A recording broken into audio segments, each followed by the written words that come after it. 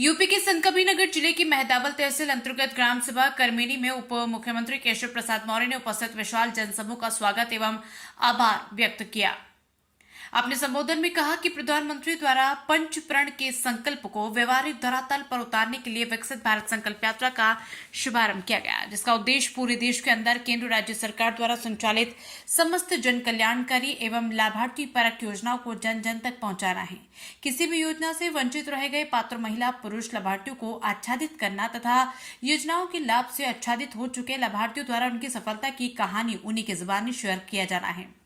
उप मुख्यमंत्री केशव प्रसाद मौर्य ने कहा कि विकसित भारत संकल्प यात्रा जो विगत 15 नवंबर 2023 को प्रधानमंत्री जी द्वारा महानायक जनजाति बिरसा मुंडा जी के पावन जयंती के अवसर पर शुभारंभ की गई थी, ये 26 जनवरी 2024 तक निरंतर जारी रहेगी। इसके तहत प्रधानमंत्री नरेंद्र मोदी के नेतृत्व में संकल्प लेकर बिना किसी भेदभाव के समाज के हर व्यक्ति को सरकारी योजनाओं का लाभ उपलब्ध कराया जाना है।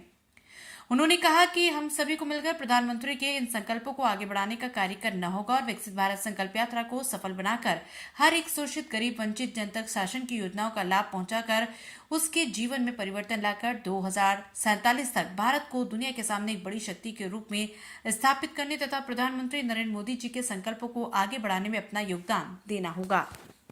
80 लोकसभा संत कबीर नगर लोकसभा सहित हम लोग जीतेंगे।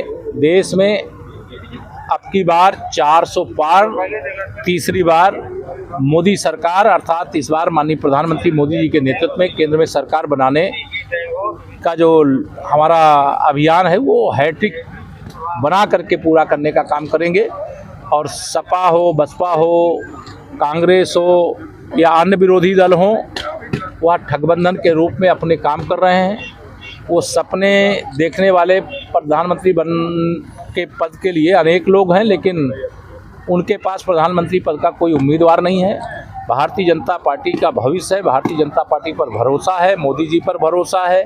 और 22 जनवरी को जब रामलला अपने जन्मस्थान पर विराजमान होंगे, तब माननीय प्रधानमंत्री जी ने 14 जनवरी मकर संक्रांति से 22 जनवरी जब रामलला 500 साल बाद अपने जन्मस्थान पर विराजमान होंगे, स्वच्छता अभियान चलाने की अपील की है। और 22 जनवरी को श्री राम ज्योति से अपने अपने घरों में दीपक जला करके दीपावली मनाने की अपील की है। श्री राम जन्मभूमि पर मंदिर निर्माण को लेकर के जबरदस्त उत्साह है प्रदेश में, देश में, और बड़ी संख्या में लोग अयोध्या 22 जनवरी को आना चाहते हैं। लेकिन माननीय प्रधानमंत्री जी ने 22 जनवरी को लोगों से नहीं आने की अपील की है, उसके बाद आने का आग्रह किया है। और उत्साह देख करके और मुझे भी बहुत खुशी है। आज मुझे बहुत मौसम खराब होने के कारण आने में देर हुई, लेकिन फिर भी इतनी भारी संख्या में लोग उपस्थित रहे, तो यह संदेश है कि भाजपा की लहर, भाजपा की आंधी, भाजपा की सुनामी 2024 में बहुत तेज चल रही है। जी, ओवैसी जी का कहना है कि हमारी मस्जिदें छीनी जा रही हैं हमसे। देखिए, इनके सबके बयान पे कोई प्रतिक्रिया इसलिए देने की आवश्यकता नहीं है। भगवान श्री रामलला की जन्मभूमि पर भव्य मंदिर निर्माण की लड़ाई 500 साल से हिंदू समाज राम भक्त लड़ रहे थे। तुष्टीकरण की घटिया राजनीति करने वाली कांग्रेस पार्टी, मुस्लिम वोट बैंक को अपने पक्ष में जुटाने की राजनीति करने वाली समाजवादी पार्टी, इन लोगों ने बहुत ज्यादती की है, बहुत ही राम भक्तों का अपमान किया है, राम भक्तों को बहुत कष्ट पहुंचाने का काम किया है, पीड़ा पहुंचाने का काम किया है। माननीय प्रधानमंत्री मोदी जी के नेतृत्व में केंद्र में सरकार बनी, तब रामलला के भव्य मंदिर निर्माण का मार्ग प्रशस्त हुआ। क्या आपको लगता है कि विपक्ष के नेता प्राण प्रतिष्ठा कार्यक्रम पहुंचेंगे? मुझे लगे या न लगे उससे मेरा मतलब नहीं है। कोई को निमंत्रण जा रहा है, अगर कोई आना चाहता है तो सरकार के नाते जो भी आएगा अयोध्या धाम में उत्तर प्रदेश में, हम उसका स्वागत करेंगे। लेकिन यह सारे जो रामद्रोही हैं वो इस समय विचलित है। जो भगवान राम को काल्पनिक बताते थे, उनके इस समय जैसे लगता है कि राम बाण चल गया है और उनके छाती में चुभ गया है। और रामलला का भव्य मंदिर बनाने के लिए उन्होंने लाठी चलाने के अलावा, भगवान राम का, राम भक्तों का अनादर करने के अलावा किया क्या है?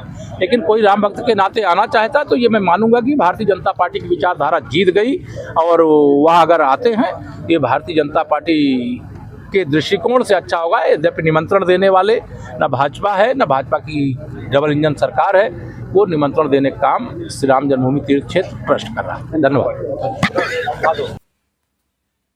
संतकबीरनगर से धर्मेंद्र सिंह यादव की रिपोर्ट।